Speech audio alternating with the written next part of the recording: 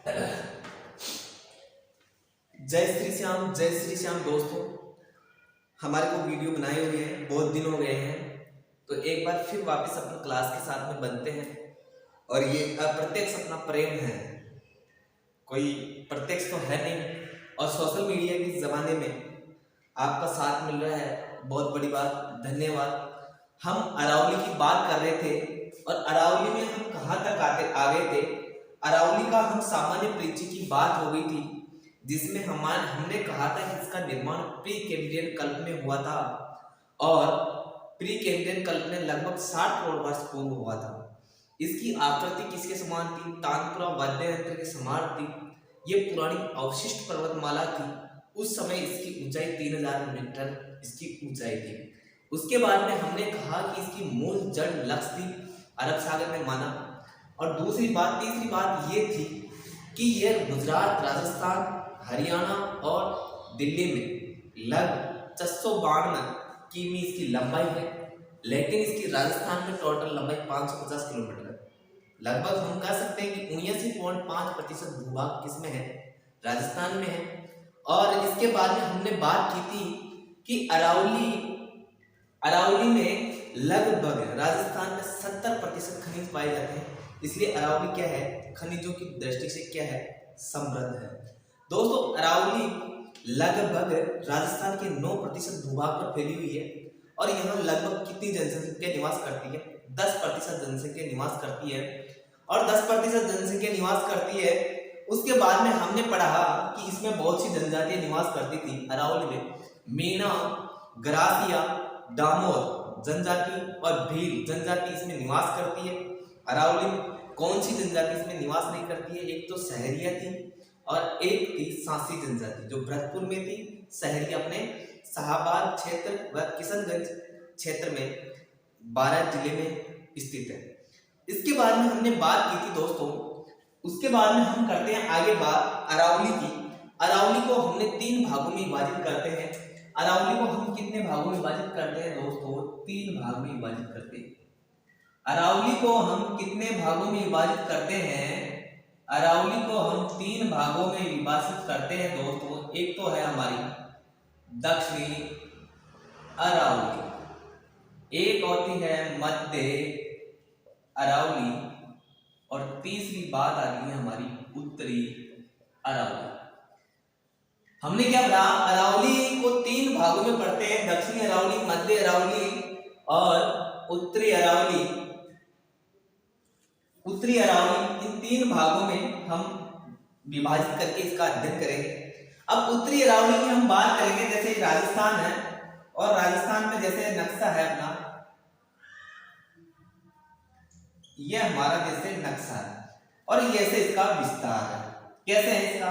ये हमारी अरावली है, तो ये दोस्तों ये तो हो गई उत्तरी अरावली। उत्तरी अरावली ये हो गई हमारी मध्य और ये हो गई दक्षिणी। तो इसकी दक्षिणी, मध्य और उत्तरी ये अरावलियां हैं। अरावली के हम कितने भाग पढ़ते हैं? ए भाग है दोस्तों दक्षिणी अरावली, ब भाग है इसका मध्य अरावली और स भाग है कौन सा? उत्तरी अरावली। दक्षिणी अरावली, मध्य अरावली। अब इसके हम बात करते हैं इसके आगे, तो हम आज इसकी बात करेंगे केवल दक्षिणी अरावली की। अरावली में हम बात करते हैं दक्षिणी अरावली की, और दक्षिणी अरावली में कौन कौन कहां इसका विस्तार है इसकी बात करेंगे।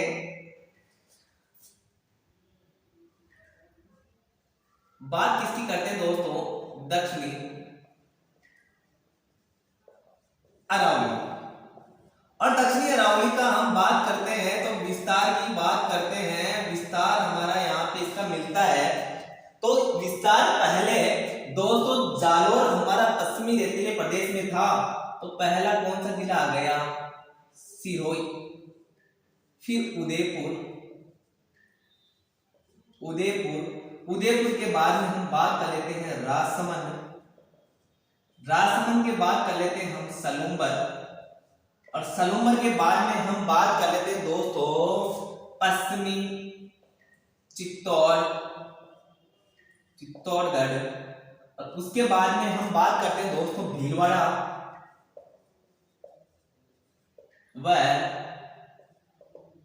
डूंगरपुर क्षेत्र में क्या है इसका विस्तार। सिरोही, उदयपुर, राजसमंद, सलूंबर, पश्चिमी चित्तौड़, भीलवाड़ा और डूंगरपुर क्षेत्र में इसका क्या है विस्तार है।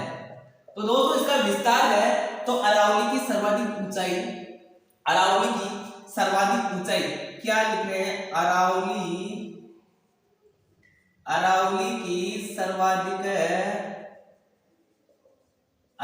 की सर्वाधिक ऊंचाई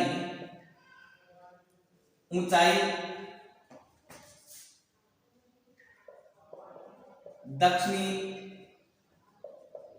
अरावली में है, अतः इसे मुख्य अरावली भी कहते हैं, मुख्य अरावली भी कहते हैं। क्या बात कर रहे हैं, दक्षिणी अरावली है, अरावली की सर्वाधिक ऊंचाई दक्षिणी अरावली में है, अतः इसे मुख्य अरावली भी कहते हैं। इसके बाद में है अरावली का सर्वाधिक विस्तार कौन से जिले में है, अरावली का सर्वाधिक विस्तार, अरावली का सर्वाधिक विस्तार की बात करते हैं तो उदयपुर जिले में है, और उदयपुर बाद में करेंगे तो दक्षिणी अरावली में। अरावली का सर्वाधिक विस्तार उदयपुर में, तो अरावली का सर्वाधिक विस्तार कौन से जिले में है, उदयपुर जिले में है। कौन से जिले में है दोस्तों, उदयपुर जिले में है। दोस्तों बात करते हैं सर्वाधिक ऊंचाई, तो पहला विस्तार सिरोही, उदयपुर, राजसमंद, सलूंबर, पश्चिमी चित्तौड़गढ़, भीलवाड़ा, उत्तरी डूंगरपुर क्षेत्र, और अरावली की सर्वाधिक ऊंचाई, अरावली की सर्वाधिक ऊंचाई दक्षिणी अरावली में है, इसे मुख्य अरावली भी कहते हैं। इस सर्वाधिक ऊंचाई के कारण यहाँ पे क्या होती है, सर्वाधिक वर्षा भी होती है। तो सर्वाधिक वर्षा कौन से क्षेत्र में होती है, सर्वाधिक वर्षा इसमें दक्षिणी अरावली में होती है। जो हम बात करते हैं सर्वाधिक वर्षा कहाँ होती है दोस्तों, सर्वाधिक वर्षा होती है माउंट आबू, सर्वाधिक वर्षा वाला स्थान कौन सा है, माउंट है आबू सिरोही, माउंट आबू सिरोही। और इसी माउंट आबू में अर्बुदा देवी माता का मंदिर है। उसके बाद में हम बात करते हैं दोस्तों, तो इसके आगे हम पहले दक्षिणी अरावली में क्या लिखेंगे, विस्तार सिरोही, उदयपुर, राजसमंद, सलूंबर, पश्चिमी चित्तौड़गढ़, भीलवाड़ा व उत्तरी डूंगरपुर क्षेत्र। अरावली की सर्वाधिक ऊंचाई दक्षिणी अरावली में है, अतः इसे मुख्य अरावली कहते हैं। अरावली की सर्वाधिक ऊंचाई दक्षिणी अरावली में होने के कारण दक्षिणी पश्चिमी मानसून की पवनें आती है और यहाँ पे टकराकर जोरदार वर्षा करती है। कहाँ पे, दक्षिणी अरावली में। तो दक्षिणी अरावली में क्या होती है, सर्वाधिक वर्षा का क्षेत्र है, सर्वाधिक वर्षा वाला स्थान माउंट आबू सिरोही है। तो बात करते हैं माउंट आबू सिरोही है। अब इसके बाद हम बात करेंगे कि जो सबसे ऊंची चोटी है अरावली की, उससे लेके हम बढ़ते हुए क्रम में प्रमुख चोटियों की बात करेंगे अरावली में। तो अरावली की हम प्रमुख चोटियों की बात करेंगे, तो अरावली की प्रमुख चोटियां कौन कौन सी है, तो अरावली की प्रमुख चोटियां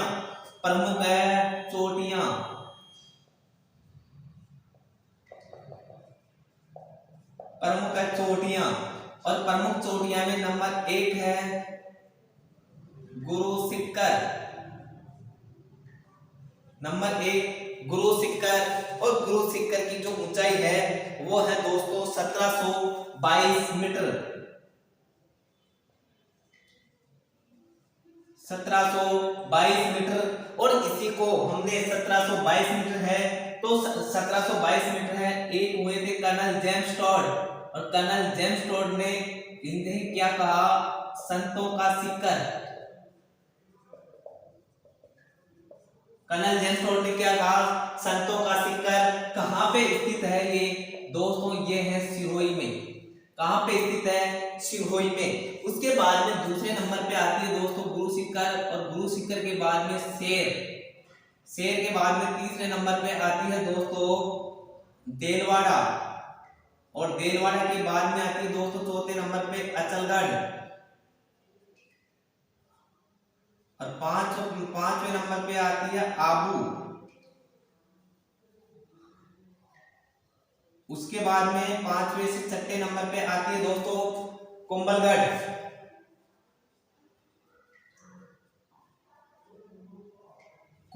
और कुंभलगढ़ के बाद में हमारा आती है इसमें ऋषिकेश।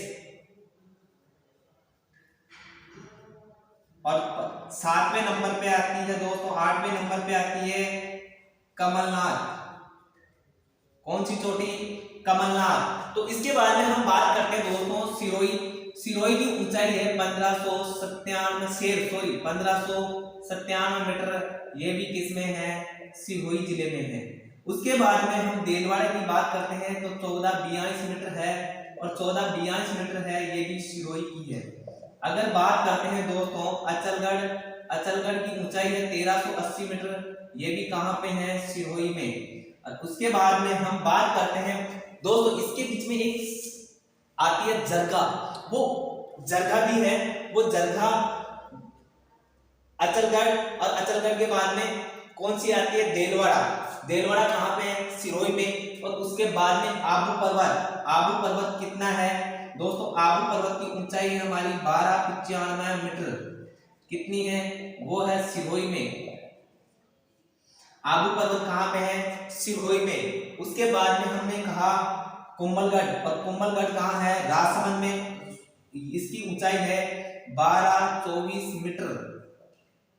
1224 मीटर कहां पे है? ये राजसमंद में। ये कहां है? राजसमंद में। और उसके बाद में हम बात करते हैं ऋषिकेश, और ऋषिकेश की ऊंचाई है दोस्तों 1017 मीटर। और 1017 मीटर है, तो ये कहां है? ऋषिकेश भी है सिरोही में। और उसके बाद में कमलनाथ है, वो है 1001 मीटर। 1001 मीटर, ये है उदयपुर में। और उसके बाद में हम बात करते हैं एक चोटी और है, वो उस चोटी का नाम है दोस्तों 7वें नंबर पे एक गुरु शिखर शेर देलवाड़ा। और एक चोटी और है दोस्तों, वो भी लिख लेना, जरगा चोटी है। कौन सी? जरगा। हम count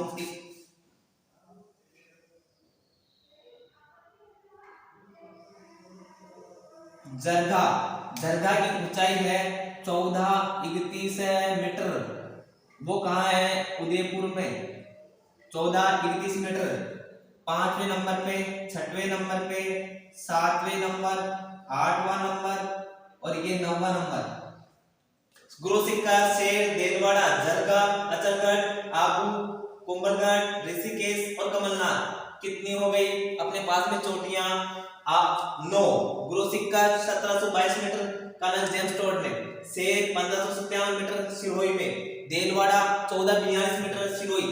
जरगा 1431 metre Udaipur. Achalgarh 1380 metre Sirohi. Abu पर्वत 1295 मीटर सिरोही। कोमलगढ़ के बाद में आती है 1224 मीटर। उसके बाद में आती है दोस्तों हमारे पास में ऋषिकेश, और ऋषिकेश की ऊंचाई है कितनी? 1017 मीटर। कमलनाथ की ऊंचाई है 1001 मीटर। उसके बाद में हम बात करते हैं दोस्तों 10वें नंबर की बात करते हैं, तो 10वें नंबर में कौन सी आती है अपनी? उदय कमलनाथ। और कमलनाथ के बाद में आती है 10वें नंबर पे सज्जनगढ़। तो 10वें नंबर पे कौन सी आएगी? सज्जनगढ़। तो सज्जनगढ़ की ऊंचाई है 938 मीटर। ये 10वें नंबर पे आ गई दोस्तों सज्जनगढ़। और इसकी ऊंचाई है, सज्जनगढ़ की ऊंचाई है दोस्तों 938 मीटर उदयपुर में। कितनी है सज्जनगढ़ की ऊंचाई? 938 मीटर। फिर इसके नीचे चोटी आ जाती है, वो हमारी टॉडगढ़ आ जाती है। फिर हमारी टॉडगढ़ के बाद में खो आ जाती है, वो आ जाती है 920 मीटर। इसके बाद में दोस्तों सज्जनगढ़, ये हमारी चोटियां हो गई। कौन कौन सी? गुरु शिखर शेर देलवाड़ा जरगा। उसके बाद में अचलगढ़ आबू के बाद में हम बात करते हैं कौन सी? कुंभलगढ़। और कुंभलगढ़ के बाद में हम बात करते हैं कौन सी? ऋषिकेश के बाद में हम बात करते हैं दोस्तों कमलनाथ, और कमलनाथ के बाद में करते हैं हम कौन सी, सज्जनगढ़। ये चोटियां हो गई, इनका आरोही क्रम भी पूछ सकता है, इनका अवरोही क्रम भी पूछ सकता है। उसके बाद में हम 11वें नंबर पे बात करते हैं, तो 11वें नंबर की चोटी है कौन सी, 11वें नंबर की चोटी है दोस्तों सायरा, सायरा चोटी, और सायरा चोटी। और 10वें नंबर पे चोटी है दोस्तों सायरा चोटी की ऊंचाई है 900 मीटर। सायरा चोटी कहां पे है, तो 900 मीटर। उसके बाद में दोस्तों आती है चोटी कौन सी, लीलागढ़, लीलागढ़ चोटी है, उसकी चोटी है 874 मीटर। अगर बात करते हैं दोस्तों 11वें नंबर पे आगे 12वां नंबर आ गया, ये 13वां नंबर आ गया, नागपानी। और नागपानी चोटी की है ऊंचाई दोस्तों 867 मीटर। तो ऊंचाई कितनी हो गई, सायरा चोटी, लीलागढ़ और नागपानी, ये चोटी की ऊंचाई हो गई 900 मीटर, 874 मीटर, 867 मीटर। दोस्तों इसकी चोटियों का आरोही क्रम भी पूछ सकता है, अवरोही क्रम भी हमारे पास में पूछता है। तो 10वें नंबर पे कौन सी हो गई, सज्जनगढ़, और 11वें नंबर पे सायरा, लीलागढ़ और नागपानी। तीनों चोटियां कहां पे हैं, तीनों चोटियां हैं दोस्तों उदयपुर में। कहां पे हैं, उदयपुर में। अब कुछ चोटियां हैं उसके बारे में हम बात कर लेते हैं दोस्तों नोट लगा के, क्योंकि हम इनको नोट लगा के बात करते हैं।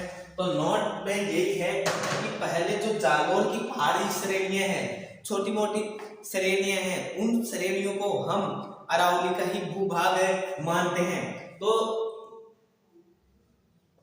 पहली चोटी है दोस्तों डोरा, दूसरी है इसराना, और तीसरे नंबर पे है रोजा। तो ये तो है 869 मीटर, ये 839 मीटर, और ये है 730 मीटर। ये कहां पे है, जालोर में, और ये अरावली के ही भूभाग है, अरावली के ही भूभाग है दोस्तों। जालोर जिला अरावली श्रेणी में नहीं आता है, लेकिन कुछ पहाड़ियां हैं वो अरावली की एक भूभाग है दोस्तों। एक अन्य चोटी है जालोर में, एक अन्य चोटी है उसका है झारोला पहाड़ियां। तो झारोला पहाड़ियां कहां पे स्थित है, वो जालोर में है। तो झारोला पहाड़ियां कहां पे है मेरे दोस्त, वो झारोला पहाड़ियां है जालोर में। तो हमारे को कहीं से भी कोई सी भी गुरु सिक्का, शेर, जरगा, शेर, देलवाड़ा, जरगा, उसके बाद में हमें अचलगढ़, आबू, उसके बाद में कोमलगढ़ के बाद में ऋषिकेश, चाहे कोई सी भी चोटी आ जाएगी इन चोटियों में, तो हमारे को एक तरफ तो दे देगा कौन से ऊंचाइयां, और एक तरफ दे देगा हमारे को इनके नाम, मिलान करना पड़ेगा। इसलिए ना आरोही क्रम में तो याद रखना ही है, लेकिन अपने को कोई भी बीच में से भी पूछ सकता है कि इनको सही क्रम में जमाए या मिलान चिन्ह कीजिए। ऐसे इनका क्वेश्चन आ जाता है। जैसे जालोर में ये तीनों चार पहाड़ियां आ गई, कौन सी, जालोर की डोरा, इसराना, रोजा और जालोरा। अब इसमें से एक पहाड़ी दे दी, कौन सी, कोई सी भी पहाड़ी दे दी, कौन सी जालोर में नहीं है, तो दोस्तों वो ऑप्शन देख के ये क्वेश्चन दे सकता है। उसके आगे हम बढ़ते हैं, बढ़ते हैं और हम कुछ पहाड़ियां हैं वो है दोस्तों राजसमंद की। हम राजसमंद में चलेंगे तो राजसमंद में कुछ पहाड़ियां हैं, तो राजसमंद की हम पहाड़ियों की बात करते हैं। तो राजसमंद जिले में कौन सी पहाड़ियां हैं, तो राजसमंद जिले में कुछ पहाड़ियां हैं, तो राजसमंद जिले की कुछ पहाड़ियां हैं, उनके नाम हम पढ़ लेते हैं। पहली राजसमंद की एक पहाड़ी है दोस्तों, पहली राजसमंद की पहाड़ी है खमनोर की पहाड़ियां। खमनोर की पहाड़ियां कहाँ है, वो राजसमंद जिले में है। दूसरे नंबर पे बात करते हैं खमनोर की पहाड़ियां आ गई, फिर दिवेर की पहाड़ियां, और 3 नंबर पे बिजराल की पहाड़ियां।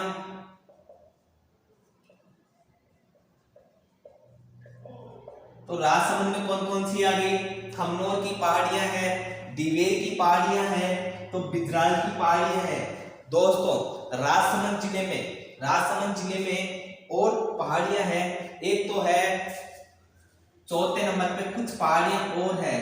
एक तो है गरकुंजन, हेमकोट, नीलवंत, हेमकोट नीलवंत पहाड़ियां। ये पहाड़ियां गरकुंजन, हेमकोट, नीलवंत पहाड़ियां कहाँ पे हैं? ये पहाड़ियां दोस्तों, ये पहाड़ियां हमारे सब राजसमंद जिले में हैं और इन्हीं पहाड़ियों पे कुंभलगढ़ दुर्ग बना हुआ है। कौन सा दुर्ग बना हुआ है? कुंभलगढ़ है, दुर्ग है, कुंभलगढ़ है बना हुआ है। कुंभलगढ़ का गरकुंजन, हेमकोट, नीलवंत पहाड़ियों का निर्माण है। तो राजसमंद जिले में कौन कौन सी पहाड़ियां हुई? खमनोर की पहाड़ियां, दिवेर की पहाड़ियां, बिजराल की पहाड़ियां और गरकुंजन, हेमकोट, नीलवंत, ये पहाड़ियां सब कहाँ पे हैं? राजसमंद जिले में। उसके बाद में हम तो राजसमंद जिले में कौन कौन सी पहाड़ियां? खमनोर की पहाड़ियां, दिवेर की पहाड़ियां, बिजराल की पहाड़ियां, गरकुंजन, हेमकोट, नीलवंत पहाड़ियां कहाँ पे हैं? कुंभलगढ़ में हैं। उसके बाद में हम दोस्तों बात करते हैं उदयपुर की। तो उदयपुर जिले में कौन कौन सी पहाड़ियां हैं? तो उदयपुर जिले में पहाड़ियां हैं दोस्तों, उदयपुर जिले में जो पहाड़ियां हैं, तो उदयपुर जिले में कौन सी पहाड़ियां हैं? हम पहाड़ी की बात करते हैं। पहली बिच्छा मेढ़ा की पहाड़ियां,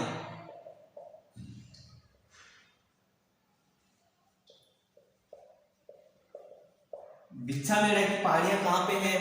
ये है उदयपुर में। दूसरे नंबर पे हम बात करते हैं बिच्छा मेढ़ा की पहाड़ियां कहाँ है? उदयपुर में। तो दूसरे नंबर पे हम कहाँ बात करते हैं? कोटड़ी की पहाड़ियां, कोटड़ी की पहाड़ियां कहाँ पे हैं? ये हमारी उदयपुर में है। तीसरे नंबर की बात करते हैं तो गोगुंदा की पहाड़ियां, गोगुंदा की पहाड़ियां, गोगुंदा की पहाड़ियां कहाँ पे हैं? ये भी हमारी कहाँ पे है? उदयपुर में है।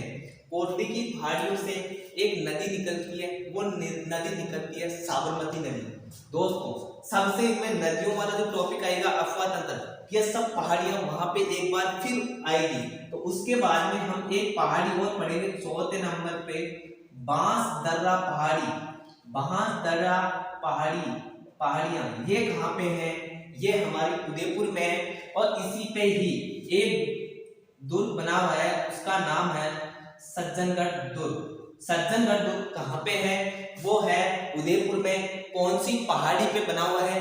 बांस दर्रा पहाड़ी पे। तो इसी सज्जनगढ़ को कहते हैं मेवाड़ का मुकुट मणि। मेवाड़ का मुकुट मणि किसे कहते हैं? सज्जनगढ़ को कहते हैं। तो उदयपुर में कितनी पहाड़ियां? बिच्छा मेढ़ा की पहाड़ियां, कोटड़ी की पहाड़ियां, उसके बाद में गोगुंदा की पहाड़ियां और उसके बाद में हमारे पास में आ गई कौन सी? बांस दर्रा पहाड़ियां। तो यहाँ तक बात हो गई है। उसके बाद में हम उदयपुर राजसमंद की पहाड़ियां पढ़ चुके हैं। उसके बाद में हम दोस्तों इस कौन कौन सी, उसके बाद में हम हमारा राजसमंद की आ गई, जालोर की हमारे पास में हो ही गई पहाड़ियां। उसके बाद में हमने पढ़ ली उदयपुर की पहाड़ियां। तो उदयपुर की पहाड़ियां पढ़ने के बाद में हम बात करेंगे कौन सी? उदयपुर की पहाड़ियां पढ़ने के बाद में हम दोस्तों एक पहाड़ी और पढ़ेंगे और उसका नाम है दोस्तों चित्तौड़गढ़। चित्तौड़गढ़ जिले में पहाड़ियों के नाम पढ़ेंगे। तो चित्तौड़गढ़ में जो पहाड़ी है वो है, चित्तौड़गढ़ में पहाड़ी कौन सी है? चित्तौड़गढ़ में जो पहाड़ी है वो एक है पहला हरिपुरा की पहाड़ी।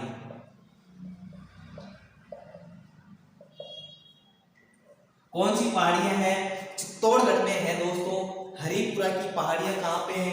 चित्तौड़गढ़ में है।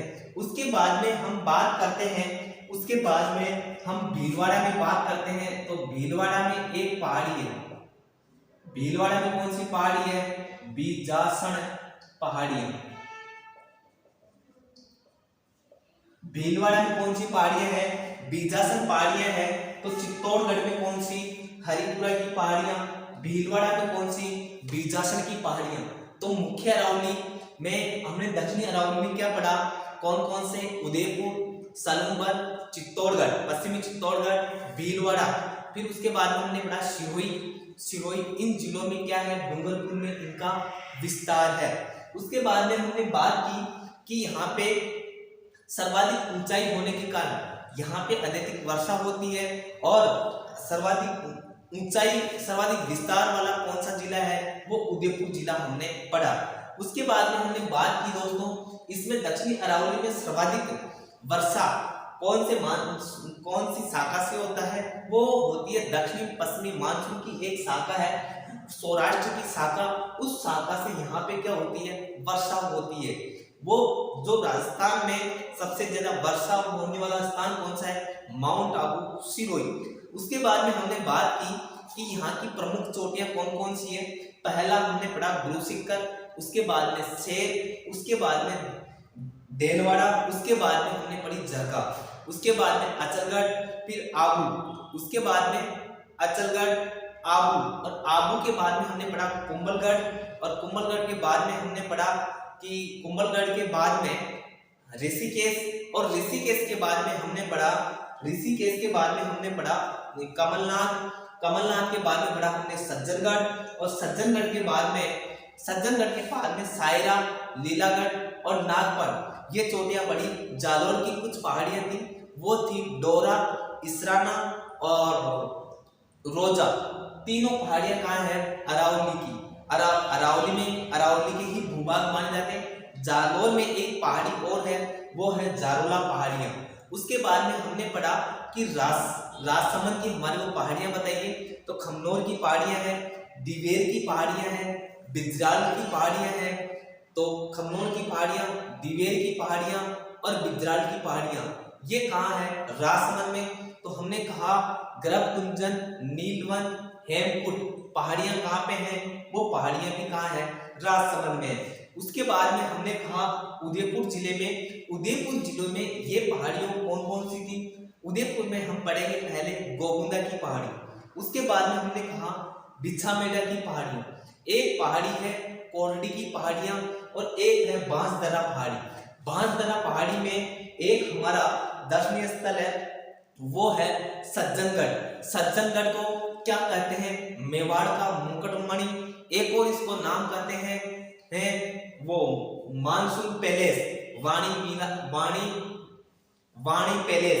वीणा पैलेस, ये सब किसको कहते हैं, सज्जनगढ़ को। उसके बाद में हमने बात की चित्तौड़गढ़ में कौन सी, हरिपुरा की पहाड़ियां, और भीलवाड़ा में कौन सी, बीजासन पहाड़ियां। तो हमारी यहाँ पहाड़ियों की बात हो चुकी है। उसके बाद में हम पढ़ते हैं दोस्तों चित्तौड़गढ़ में दक्षिणी अरावली में कुछ और स्थान है। तो दक्षिणी अरावली में हम क्या पढ़ेंगे, दक्षिणी अरावली में हम एक पढ़ेंगे, ये दक्षिणी अरावली है, और दक्षिणी अरावली में नंबर 1 हमने पढ़ा था आबू का पठार कहाँ पे है, आबू का पठार पढ़ा। और आबू का पठार कहाँ पे है दोस्तों, ये सिरोही में। इसकी ऊंचाई की बात करें, इसकी ऊंचाई है 1200 मीटर। इसकी ऊंचाई कहाँ है, 1200 मीटर। आबू का पठार कहाँ पे, सिरोही है। और इसका उदाहरण की बात करें तो उदाहरण है बैथोलित का उदाहरण। बैथोलित क्या है, बैथोलित ये है कि ज्वालामुखी जब लावा उद्गार होता है तो नदी में फटन हो जाए तो इधर उधर पृथ्वी के अंदर ये जम जाता है लावा, तो ये क्या है, बैथोलित का उदाहरण है। पहली बात, फिर किससे बना हुआ है, ग्रेनाइट से बना हुआ है। तो इसका क्या है, आबू का पठार कहाँ पे स्थित है, सिरोही में। दूसरे नंबर पे हम बात करते हैं उड़िया का पठार।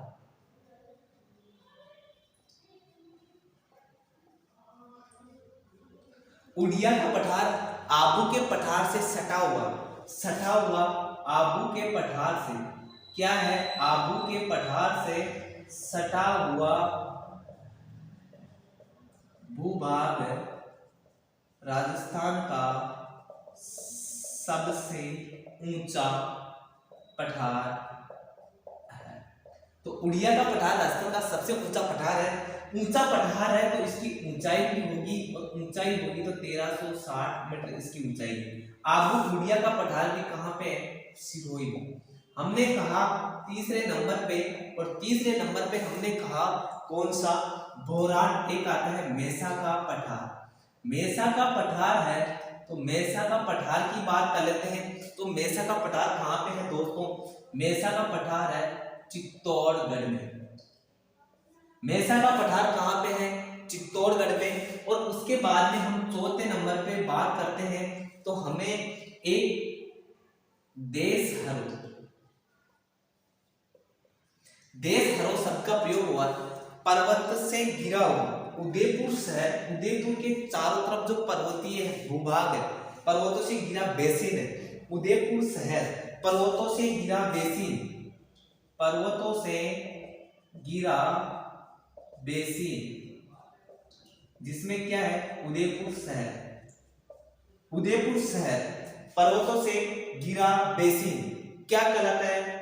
पर्वतों से घिरा बेसिन। दोस्तों देशहरों के नहीं, ये है गिरवा। क्या कहते हैं? गिरवा। ये है गिरवा।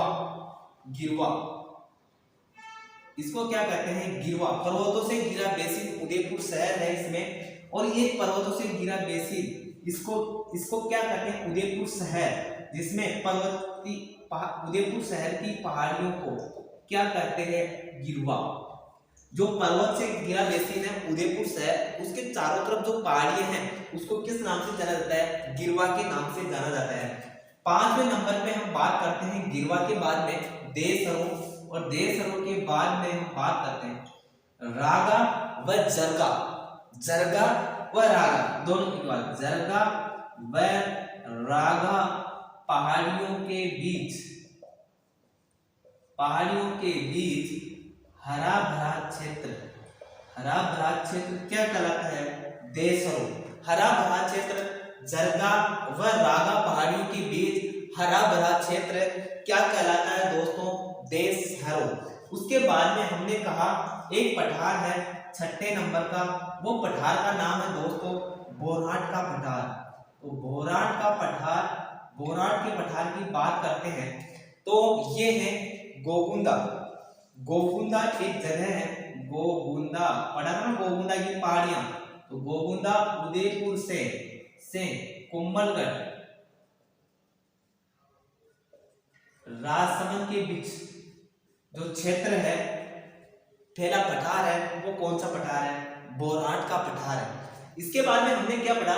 आबू का पठार सिरोही में है, 1200 मीटर ऊंचा है, ग्रेनाइट से बना हुआ है। उड़िया का पठार आबू के पठार से सटा हुआ भूभाग, राजस्थान का सबसे ऊंचा पठार है, सिरोही में स्थित है, ऊंचाई इसकी 1360 मीटर है। मेसा का पठार पढ़ा हमने, कहा मेसा का पठार कहाँ पे है?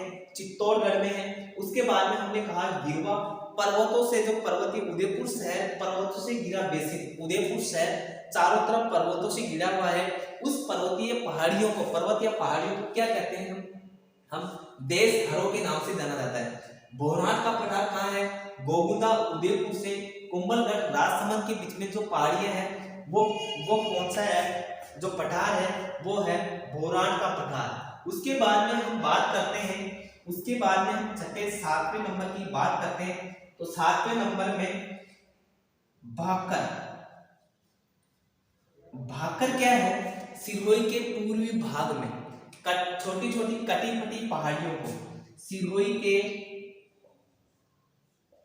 पूर्वी भाग में कटी फटी छोटी छोटी पहाड़ियों को भाकर के नाम से जाना जाता है। भाकर के नाम से जाना जाता है। तो दोस्तों कौन सा है? आबू का पठार कहाँ पे? सिरोही में। उड़िया का पठार आबू के पठार से सटा हुआ भूभाग, राजस्थान का सबसे ऊंचा पठार है, सिरोही में है, 1360 मीटर इसकी ऊंचाई है। मेसा का पठार चित्तौड़गढ़ में है। तो गिरवा पर्वतों से घिरा बेसिन, उदयपुर शहर की पहाड़ियों, उदयपुर शहर है पर्वतों से घिरा बेसिन, मतलब पहाड़ियों से चारों तरफ से घिरा हुआ है। और उसमें कौन सा है हमारा? उदयपुर। और उदयपुर के में खड़े होकर आपको चारों तरफ जो पहाड़ियां दिखाई देगी, उस पहाड़ियों को हम किस नाम से जाना जाता है? गिरवा के नाम से जानते हैं। दोस्तों उसके बाद में हमने कहा देशहरों का पठार, जरगा व रागा पहाड़ियों के बीच में हरा भरा जो क्षेत्र है उसको हम किस नाम से जानते हैं? देशहरों के नाम से। उसके बाद में हम कहते हैं बोराट का पठार गोविंदा उदयपुर से कोमलगढ़ राजसमंद के बीच में स्थित है। भाकर सिरोही के पूर्वी भूभाग में जो कटी-पटी पहाड़ियां हैं उसको हम क्या कहते हैं? भाकर। तो आज दोस्तों हम दक्षिणी अरावली की हमारी बात हो चुकी है। अब रेगुलर क्लास आपको वीडियो अच्छा लगे तो मतलब चैनल को लाइक करें, शेयर करें, सब्सक्राइब करें। बात है दोस्तों कि चीजें कुछ नहीं होती है कि जो हमारे पास में जो ज्ञान है उसको हमारे पास आपके पास में पहुंचा रहे हैं। आशा करता हूं कि आपको जरूर समझ में आ रहा होगा। जय हिंद, जय भारत।